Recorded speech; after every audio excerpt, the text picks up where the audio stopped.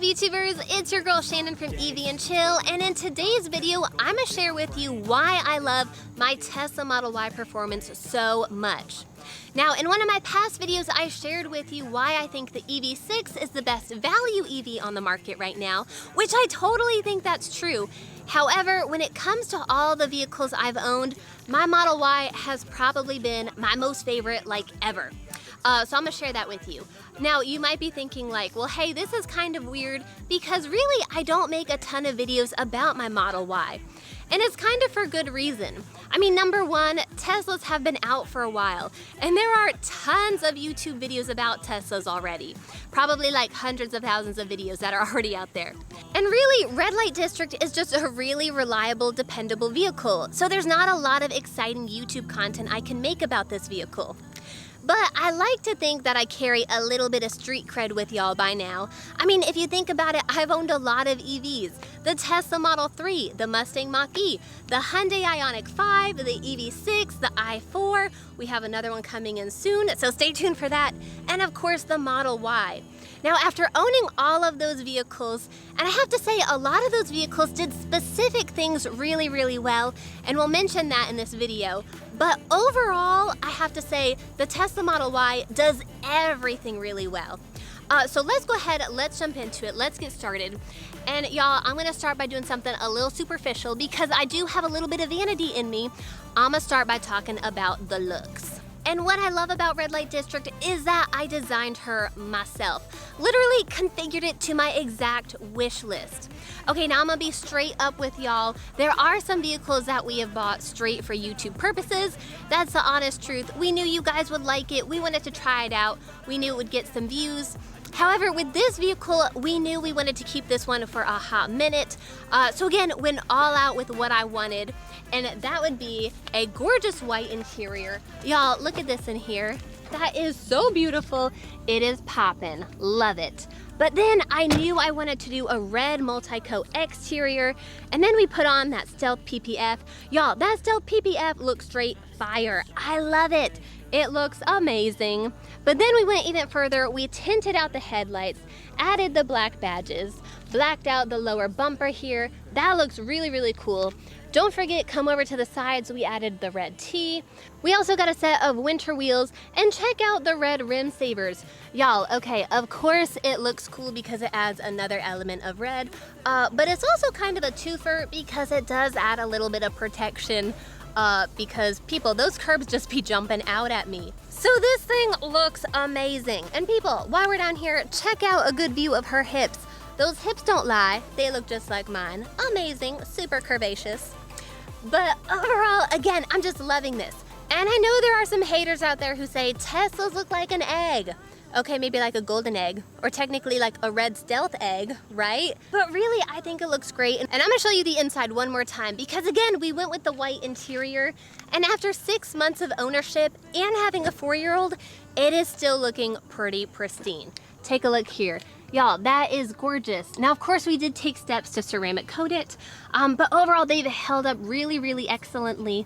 Is that a word, excellently? They've held up really well. And something else I've noticed about the interior is that even though other auto manufacturers offer lighter color options, typically they're more along the lines of like a lighter beige.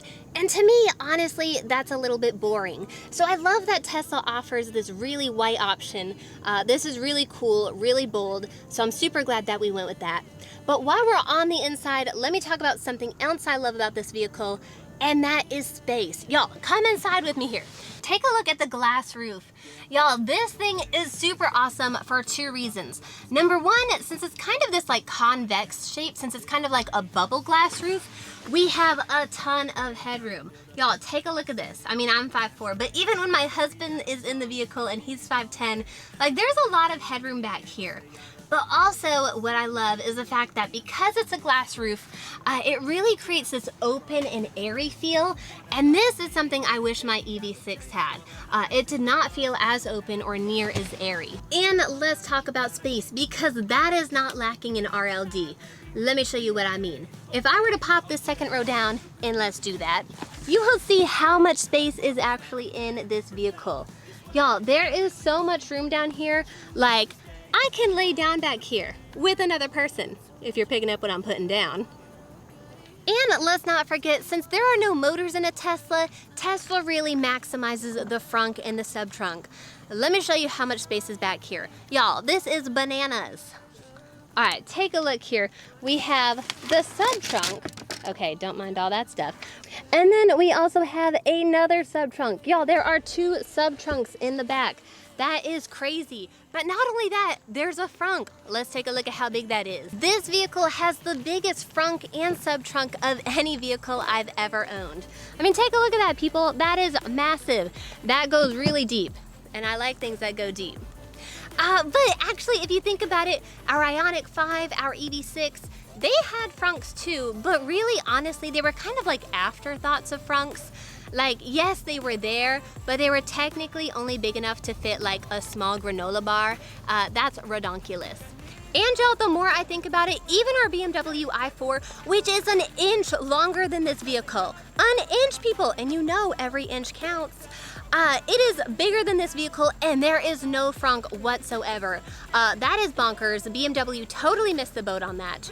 But I will say, okay, props to the Mach-E here, because the Mach-E actually had the second biggest trunk I've ever seen. Like, you were really able to maximize space with that vehicle, and it doubled as a cooler, which that is really cool. They did miss the boat a little bit on the sub-trunk. That was a little bit smaller. I wish that could have been bigger. So overall, when it comes to maximizing space, Red Light District really takes the cake here. I mean, it can carry a ton of groceries, suitcases for road trips, all of J3's sports equipment, and it is still one of the fastest vehicles on the road. People, we are talking 0 to 60 in 3.5 seconds.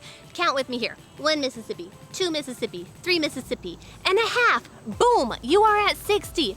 That is crazy, and that is another thing that I love about this vehicle. Y'all, this is one fast grocery getter, and I love that. I love the fact that even as a soccer mom, I can beat Hellcats and Corvettes off the line.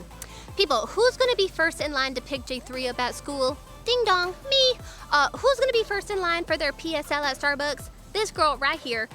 So I love the fact that I can beat all of the other basic white girls to Starbucks. And now, actually, I am gonna stop right here, and I'm gonna give my BMW a little bit of props. I have to give the i4 credit where it's due, because that vehicle has honestly probably been one of the smoothest, most comfortable rides I have experienced in an EV. Okay, now there are kind of some like those extraneous factors like the wheels, the tires, and other stuff like that that come into play. But that vehicle is super smooth. Probably one of the smoothest rides I've ever ridden, aside from my husband. But I have to say, this is a performance SUV, so that is kind of a factor, and that's kind of to be expected. But props to you, i4. And moving on here, another factor of why I love this vehicle so much is the fact, people, that the technology works. I know that sounds really simple, but I have never had this vehicle crash on me. I've never had the tech freeze on me. I have never been locked out of this vehicle for several minutes at a time. I'm looking at you, Mach-E. Really, this has been the best OEM tech experience I've ever had with a vehicle. The straight truth is that with my Mach-E, Ioniq 5, EV6, even the i4, I always had to use Apple CarPlay. And that's because the operating system each auto manufacturer includes is really just not user-friendly. It was really laggy, and it would crash on me pretty frequently. And that would be super frustrating, especially if I was on a road trip and the GPS crashed. I often missed a lot of turns I should have made. And then even if I'm just on my way to the grocery store and my music crashes, that's just annoying. And you might remember that was happening a lot with my EV6 towards the end of our ownership. Like, it was crashing on us almost at least once every trip, if not more than that. We even brought it into the Kia dealership to have like a software update done. And y'all, when we got that car back, it crashed on us even more. Hashtag facepalm. People, that's ridiculous. That should not be happening. And thankfully, that has never happened in this vehicle. And continuing to speak about tech, I know a lot of vehicles offer over-the-air update capabilities, but Red Light District is actually one that utilizes those capabilities. I mean, thinking back to my Mach-E, I think the biggest over-the-air update I received was when they added tic-tac-toe to the UI. Y'all, that is almost laughable. Ha ha ha. Ha ha ha. That is ridiculous, especially when you compare it to the fact that I can watch Netflix on this, YouTube, I can play games, I can go online and read like a takeout menu of a restaurant, because I actually did that last night in my vehicle. I can even do that all when I'm in the school pickup line waiting for my son to come out. Have I caught up on Bridgerton that way? I will not confirm nor deny that. I can't do that in any other vehicle. So the fact that Tesla creates its own vehicle, doesn't outsource its operating system, creates its own charging infrastructure, y'all, that is absolutely efficient, and that is the best form of vertical integration. Now, are there areas that Tesla can improve upon? Sure, just like any other vehicle. But that being said, this vehicle has been the best fit for me and my family. Now, I have to say it's probably the most expensive vehicle we've ever owned. But that being said, it's kind of been like the Swiss Army knife of vehicles. There's just so much stuff that it can do and that it's capable of. And of course, there are going to be those people that bring up quality issues or people that just want to hate on Elon.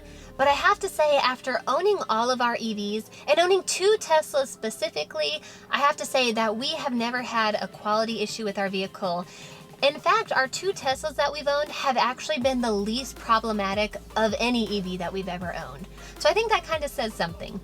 Those quality issues just seem to like skip me.